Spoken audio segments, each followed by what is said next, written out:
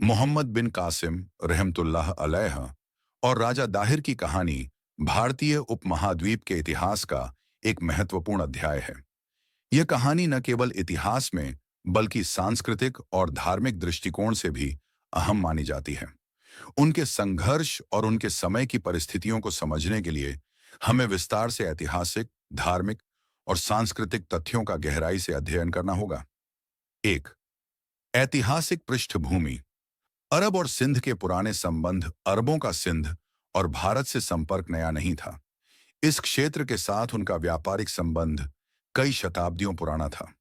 अरब व्यापारी अपने माल को समुद्री मार्ग से सिंध के बंदरगाहों तक लाते थे। इनमें कपड़े, मसाले और अन्य वस्तुएं होती थीं, जिन्हें उस समय के अरब साम्राज्य में काफी पसंद किया जाता था। यही कारण है कि अरबों के दिल में सिंध की भूमि और यहाँ के लोग विशेष महत्व रखते थे। घटनाओं की शुरुआत। ऐतिहासिक विवरणों के अनुसार यह युद्ध मुख्य रूप से उस समय शुरू हुआ जब अरब व्यापारी और मुस्लिम महिलाएं जो सिंध के पास समुद्र में यात्रा कर रहे थे, उन्हें समुद्री लुटेरों द्वारा पकड़ लिया गया। इस खबर ने खलीफा हज्जाज बिन यूसुफ तक पहुंचने पर उसे क्रोधित कर दिया और उसने राजा दाहिर को उन व्यापारियों की सुरक्षा और बंधकों की रिहाई के लिए एक संदेश भेजा। जब राजा दाहिर की ओर से कोई ठोस कदम नहीं उठाया गया, तो हज्जाज बिन यूसुफ ने मोहम्मद बिन कासिम को अभियान के लिए तैयार किया। 2. युद्ध के असली कारण। बंधकों की रिहाई या सत्ता का विस्तार। कुछ इतिहासकारों के अनुसार यह अभियान सिर्फ बंधकों की रिहाई के लिए था, जबकि अन्य इसे सत्ता का विस्तार मानते हैं। उस समय इस्लामी शासन का उद्देश्य शांति और न्याय की स्थापना के सिद्धांतों पर आधारित था, और जहां अत्याचार हो रहा था, वहां हस्तक्षेप करना इस्लामी साम्राज्य की नीति थी। मोहम्मद बिन कासिम का अभियान इस नीति का पालन करते हुए शुरू किया गया था, जिसमें धार्मिक आचरण, न्याय और शांति की स्थापना पर जोर दिया गया था। कुरान और इस्लामी सिद्धांतों का योगदान। इस्लाम में न्याय और मानवता का आदर्श माना गया है, और कुरान के कई आयतों में अत्याचार का विरोध करने का आदेश दिया गया है। इस्लामिक दृष्टिकोण से देखा जाए तो यह युद्ध उस न्यायिक सिद्धांत के आधार पर लड़ा गया था, जिसमें बंधकों की रिहाई और अत्याचारियों का विरोध करना अनिवार्य था। 3. युद्ध की प्रमुख घटनाएं। मोहम्मद बिन कासिम का नेतृत्व। मोहम्मद बिन कासिम एक साहसी, अनुशासित और रणनीतिकार जनरल माने जाते थे। उन्होंने सिंध की भूमि पर कदम रखते ही सेना को संगठित करना शुरू किया। उनके द्वारा उपयोग की गई योजनाएं और अनुशासन के कारण उनकी सेना ने कई स्थानों पर सफलता प्राप्त की। राजा दाहिर के साथ युद्ध। विभिन्न युद्धों में दाहिर की सेना का सामना करते हुए मोहम्मद बिन कासिम ने अपनी सेना के संयोजन का उत्कृष्ट प्रदर्शन किया। मुख्य लड़ाइयों में दाहिर की सेना पर विजय प्राप्त कर सिंध के बड़े हिस्से को नियंत्रित किया गया। राजा दाहिर की हार के बाद उनकी मृत्यु हुई और उसके बाद सिंध में इस्लामी शासन की स्थापना की गई।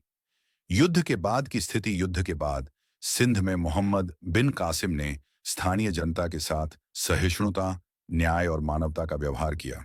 उनके शासन में स्थानीय नागरिकों को धार्मिक स्वतंत्रता और सामाजिक सुरक्षा प्रदान की गई। इसका उद्देश्य धार्मिक सहिष्णुता और न्याय की स्थापना करना था, जिससे उन्होंने सिंध के लोगों के दिलों में सम्मान प्राप्त किया। 4. मोहम्मद बिन कासिम पर लगाए गए आरोपों का विश्लेषण। आरोप और उनके प्रमाण। मोहम्मद बिन कासिम पर कुछ इतिहासकारों द्वारा छल, कपट और अन्य गलत आचरण का आरोप लगाया गया। यह आरोप उनके विरोधियों द्वारा लगाए गए थे और कुछ इतिहासकारों ने इसे बिना प्रमाणित किए पेश किया। कुरान और हदीस की शिक्षाओं के अनुसार इस्लाम में नैतिकता और ईमानदारी को प्राथमिकता दी जाती है, जिससे हम निष्कर्ष निकाल सकते हैं कि ये आरोप किसी ऐतिहासिक पूर्वाग्रह के कारण भी हो सकते हैं। 5. कुरान और हदीस के दृष्टिकोण से। कुरान की आयतें। न्याय पर कुरान की आयतें। कुरान में न्याय पर जोर दिया गया है और किसी भी निर्दोष पर अत्याचार करने से रोका गया है। जैसे कि एक आयत में कहा गया है, वला तातदू इन्नल्लाह ला युहिब्बुल मुअतदीन, सूरह अल-बकरह 290। और दूसरों पर अत्याचार मत करो, निसंदेह अल्लाह अत्याचारियों को पसंद नहीं करता। हदीस से संदर्भ। पैगंबर मोहम्मद सल्लल्लाहु अलैहि वसल्लम ने स्पष्ट किया कि युद्ध में निर्दोषों का खून बहाने से बचना चाहिए और केवल उन्हें ही निशाना बनाना चाहिए जो सीधे तौर पर युद्ध में भाग लेते हैं। इससे पता चलता है कि इस्लामिक सेना का नेतृत्व करने वाले सेनापति को अनुशासन, न्याय और सहिष्णुता का पालन करना होता था। 6. निष्कर्ष। मोहम्मद बिन कासिम और राजा दाहिर की इस कहानी से हमें यह समझ में आता है कि मोहम्मद बिन कासिम का यह अभियान शांति, न्याय और धार्मिक सहिष्णुता की स्थापना के लिए था। इस्लामी इतिहास इस बात का गवाह है कि इस्लामिक सेनापतियों का उद्देश्य अत्याचार का जवाब न्याय और सहिष्णुता से देना था। स्रोतों का संदर्भ। 1. छचनामा, सिंध का ऐतिहासिक ग्रंथ जो इस युद्ध के बारे में विस्तृत जानकारी प्रदान करता है। 2. तारीख-ए-हिंद, भारत में इस्लामिक इतिहास का उल्लेख करने वाले प्रामाणिक स्रोत। 3. सहीह हदीस संग्रह, कुरान और हदीस से जुड़े प्रामाणिक स्रोत जो इस्लामिक न्याय और युद्ध के आचरण की पुष्टि करते हैं।